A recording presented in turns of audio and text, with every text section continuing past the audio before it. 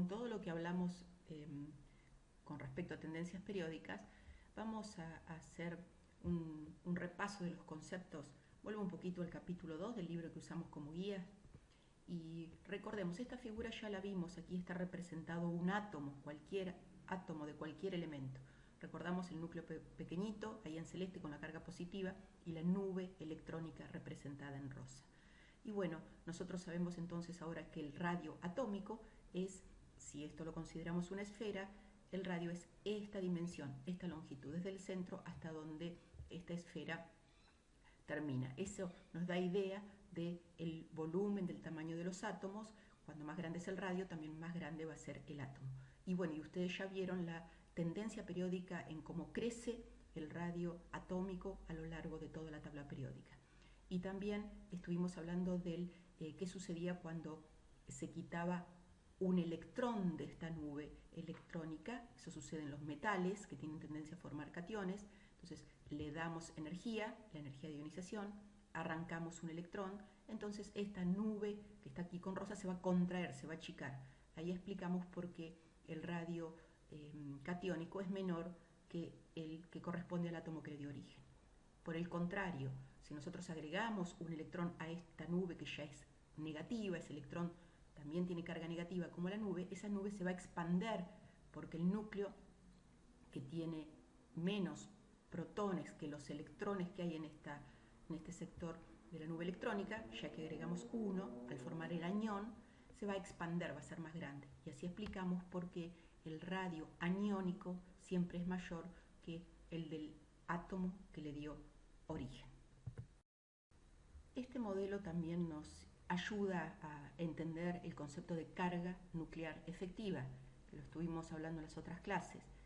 Un núcleo con una gran carga nuclear efectiva, o sea, todos los núcleos tienen una carga nuclear, pero la efectiva, si es grande, atrae con mucha eficiencia esta nube electrónica negativa rosa. Entonces un átomo con una carga nuclear efectiva elevada tiene un tamaño más pequeño que si la carga nuclear efectiva fuera más pequeña, porque es la capacidad de atraer esa nube electrónica, por lo tanto de contraer, de achicar el radio atómico. Hay un poco el concepto de carga nuclear efectiva. Y luego sigamos viendo nuevamente la tabla periódica. Aquí la tenemos. Bien, otra vez tenemos que conocer los grupos, los elementos agregados en orden creciente de número atómico en el grupo, los periodos, que son las filas horizontales. Ya sabemos que los grupos tienen propiedades químicas similares. Sacamos siempre el hidrógeno fuera, no está en el grupo 1, no lo clasificamos, por más que esté aquí en la tabla periódica. Y bueno, ya sabemos muy bien dónde están los metales, dónde están los no metales, los metaloides, los elementos de transición, y eso lo tenemos que conocer muy bien. Bueno, volviendo a lo que hablamos de radio atómico, yo se lo mostré recién en un átomo aislado. Pero hay otro concepto que es el radio covalente. ¿Qué es el radio covalente? Bueno, el radio covalente lo definimos en una molécula. Aquí hay varias moléculas representadas. Veamos, por ejemplo, el hidrógeno. Para el hidrógeno, aquí tenemos la molécula formada por dos átomos. El radio de esta esfera, de esta que está más a la izquierda, que representa un átomo en esa molécula, el radio de esa esfera sería el radio covalente, porque lo estoy determinando, midiendo, definiendo en una molécula, no en el átomo aislado. Y así para cada caso podemos definir los radios. Por ejemplo, aquí, monóxido de carbono, acá tengo el carbono y el oxígeno. Si señalo aquí el radio del carbono que está en negro, va a ser el radio covalente, porque lo estoy midiendo, determinando, observando en una molécula de monóxido de carbono. Vamos al metano, carbono en negro, los hidrógenos en las esferas más claras. El radio covalente del carbono, en este caso para el metano, sería el radio de la esfera negra. Y también tengo radios covalentes del hidrógeno. Así que los radios covalentes se definen en una molécula para los compuestos moleculares. Y bueno, nosotros ya conocemos también radios catiónicos, entonces podría determinar para cada uno de estos cationes, ¿no? Los metales ya sabemos bien que forman cationes. Por ejemplo, aquí tengo el calcio 2+, ese catión va a tener un radio catiónico. Y al contrario, aquí tengo los aniones de los no metales, como es lógico, los no metales forman aniones, voy a tener radios aniónicos, que corresponden, por ejemplo, a cualquiera de estos aniones. Si elegimos el cloruro, voy a tener un radio atómico del cloro y un radio aniónico del cloruro.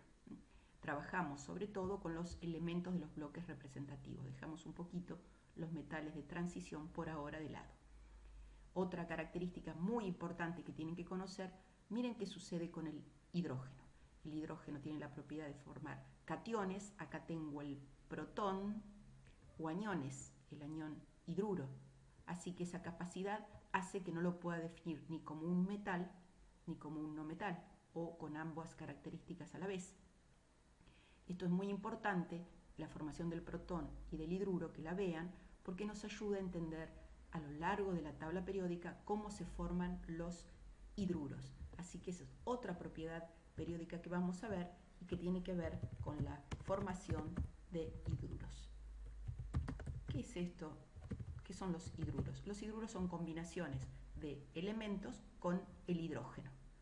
Ahora, dependiendo de qué elemento sea, o mejor dicho, de qué posición ocupe en la tabla periódica, va a ser la característica de ese hidruro.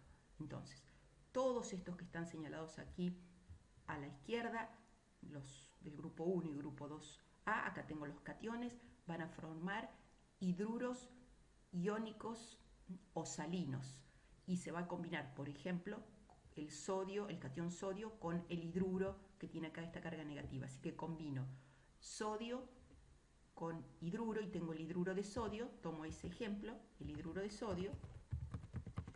Ahí si lo escribo de esta forma. Yo ya tengo que saber que es un hidruro iónico o salino, que ahí el sodio está como sodio con la catión sodio y el hidrógeno está como el anión hidruro.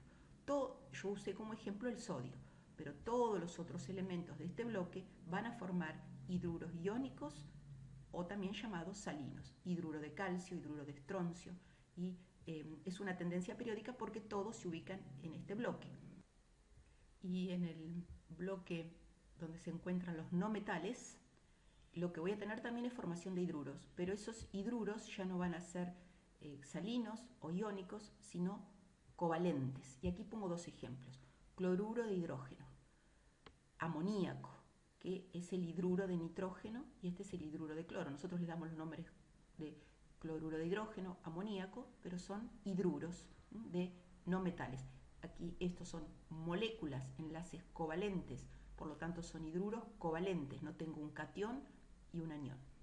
Y entonces esto es otra tendencia periódica, ya que se ubican en el bloque de los no metales. Y deberíamos también, por último, agregar que existe la formación de otro tipo de hidruros, que son los hidruros metálicos. Y esos hidruros metálicos son la combinación del hidrógeno con algún metal de transición. Entonces tenemos, por ejemplo, el hidruro de paladio, el hidruro de cobre. Nosotros les vamos a prestar más atención a los salinos o iónicos o a los covalentes. Pero tenemos que saber también que están los hidruros metálicos, el hidrógeno se asocia con un metal de transición. Pero lo que tenemos que rescatar es esa tendencia periódica en la formación de hidruros. Y si seguimos volviendo a ver conceptos que ya habíamos tenido en cuenta, por ejemplo, habíamos hablado de un compuesto iónico en alguna de las primeras clases. Aquí tenemos el ejemplo del cloruro de sodio. Habíamos dicho que se forma con el catión sodio y el anión cloruro. Acá lo tenemos. Ya sabemos, aquí podemos explicar muy bien por qué el catión es más pequeño que lo que le dio origen, porque el anión es más grande, ya lo podemos explicar. Y aquí tenemos la conformación de del cristal, decimos en los compuestos iónicos o sales. Está formado este compuesto aquí con el orden que ustedes ven, bien ubicados en posiciones fijas y determinadas los aniones cloruro, y aquí en lila se representan los cationes sodio. Aquí aparece otro concepto, que es el radio catiónico y el radio aniónico. Ese radio sería, en este caso, por ejemplo, el radio aniónico del cloruro sería la distancia, esta longitud del radio de esta esfera en este compuesto que representamos aquí.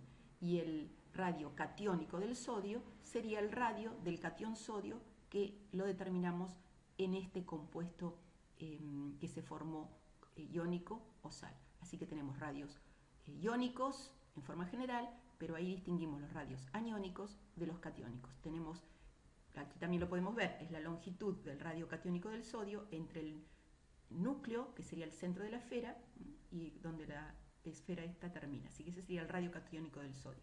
Y aquí tendríamos el radio aniónico del cloruro.